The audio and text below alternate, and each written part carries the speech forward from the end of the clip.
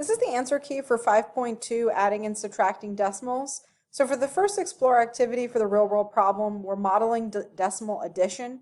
You have probably used decimal grids to model decimals. For example, the decimal 0.25 or 25 hundredths can be modeled by shading 25 squares of a 10 by 10 grid. You can also use decimal grids to add decimal values.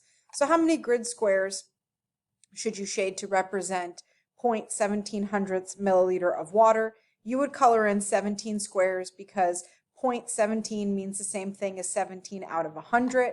How many grid squares should you shade to represent the 0.49 of hydrogen peroxide? You would color in 49 because 0.49 is the same thing as saying 49 out of 100. And then you would use the grid at the right to model the addition. You'd use one color for the 0.17 hundredths of the water, and then you would do the 0.49 hundredths for the hydrogen peroxide, which altogether the total liquid would be 0.66 out of 100 milliliters. So that's how you would use modeling decimals to get to addition. Here you're doing the same thing. They're asking you to use the grid to color in 24 hundredths and then color in 71 hundredths, so you get your answer of 95 hundredths. Here you're coloring in 8 for the 8 hundredths and 65 for the 65 hundredths, and together that would equal 73 hundredths.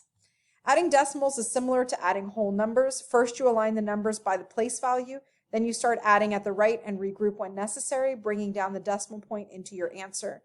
So if I was going to add a number like 3 and 12 hundredths to 4 and 70 hundredths, I'd line them up by their hundredths, their tenths, and their ones, and then I'd make sure that the decimals are also lined up. I would then add 2 and 0 is 2, 1 and 7 is 8, and 3 and 4 is 7. So my answer should be 7 and 82 hundredths. Now you can also use estimation to check if your answer is reasonable. So if I round down from 3 and 12 tenths to 3, and from 4 and 70 hundredths to 5, 3 and 5 will give me the answer of 8, which is pretty close to the answer of 7 and 82 hundredths. So I know that my answer is reasonable. Why can you rewrite 4.7 as 4.70? Because 7 is in the tenths place. It's telling you 7 tenths, which is the same thing as saying 70 out of 100.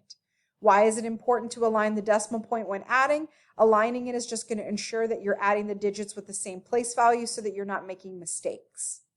Then here, lining them up, if you were to add 42 hundredths and 27 hundredths, you'd get 69 hundredths. For 61 hundredths plus 329 thousandths, you would get 939 thousandths. For 3 and 25 hundredths plus 4 and 6 tenths, you would get 7 and 85 hundredths. And then for your last number, 17 and 27 hundredths plus 3 and 88 hundredths, it would come out to 21 and 15 hundredths.